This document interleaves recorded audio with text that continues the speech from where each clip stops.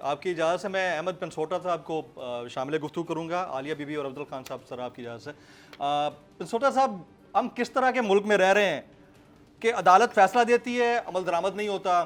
ظاہر ہے عدالت کا کام فیصلے دینا ہے، اس پر عمل درآمد تو اداروں نے کرانا ہوتا ہے نا، اور خاص طور پر جب اسٹے آرڈر آیا ہوا ہو اس کے بعد کیا آپ کی بیوروکریسی یا پھر صوبائی حکومت یہ کام کر سکتی ہے کہ کسی کا گھر گرا دے؟ I'm talking about Shoaib Sheikh صاحب ہاؤس ان کراچی۔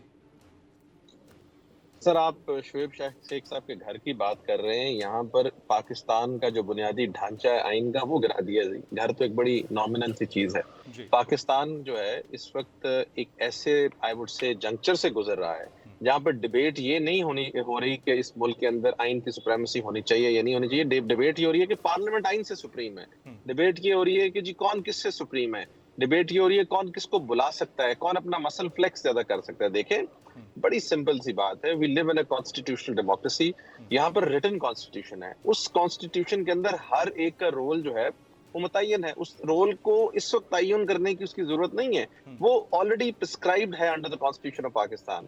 اس کے اندر جوڈیشری جو ہے جس کا ذکر آپ نے بھی کیا، اس میں آرٹیکل 189 بھی ہے، جس میں ہے کہ جو سبارڈینیٹ کورٹس ہیں ان کے اوپر بائنڈنگ ہے سینئر سپریم کورٹ کی ججمنٹس، اور ویسے بھی جو ہائی کورٹ کی ججمنٹس ہیں وہ تمام کورٹس پر بائنڈنگ ہیں in as much as a decide question of law.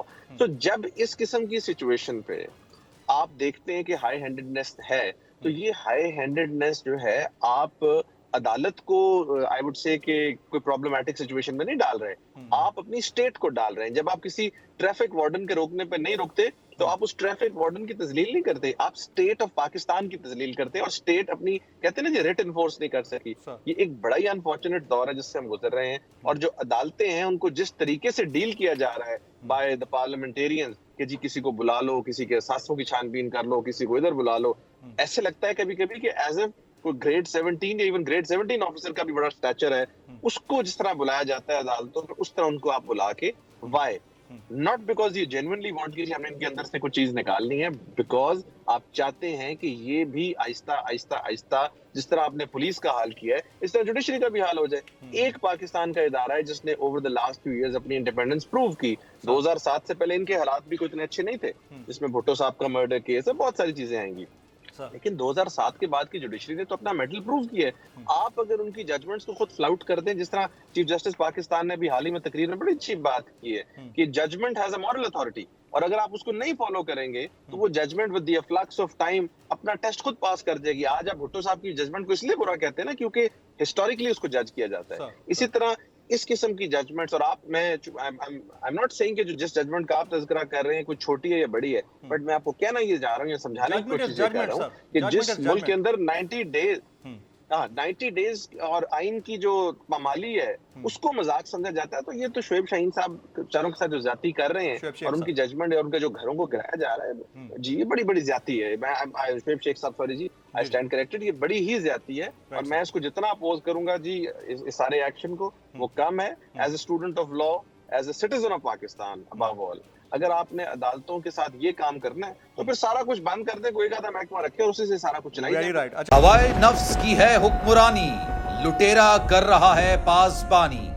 بول نیوز کے مارکیٹنگ ہیڈ آکاش رام تاحال لاپتہ، تفتیشی ادارے جواب دینے سے قاصر، اہل خانہ پریشان، بیٹے کی جدائی میں ماں غم سے نڈھال۔ جو بچو ہندو پر آئے تھے جو کو پاکستانی، مجھے مہربانی کرے پنجو آکاش واپس کयो۔ امریکی سینٹ میں کانگریس مین کی آکاش رام کے اغوا کے خلاف پرزور مذمت۔ And I of course have been concerned about some of the terrible disappearances, some of the abuses of human rights in Pakistan. United nation نے بھی آکاش رام کی بازیابی کے لیے مؤثر اقدامات اٹھانے کا عندیہ دے دیا۔ عالمی صحافتی تنظیم اور انسانی حقوق کی عالمی تنظیموں کی بھی آکاش رام کے اغوا کی مذمت۔ اف کیا ظلم ہے، بول انصاف کا منتظر۔ سبسکرائب کریں اور بیل دبائیں تاکہ کوئی خبر رہ نہ جائے۔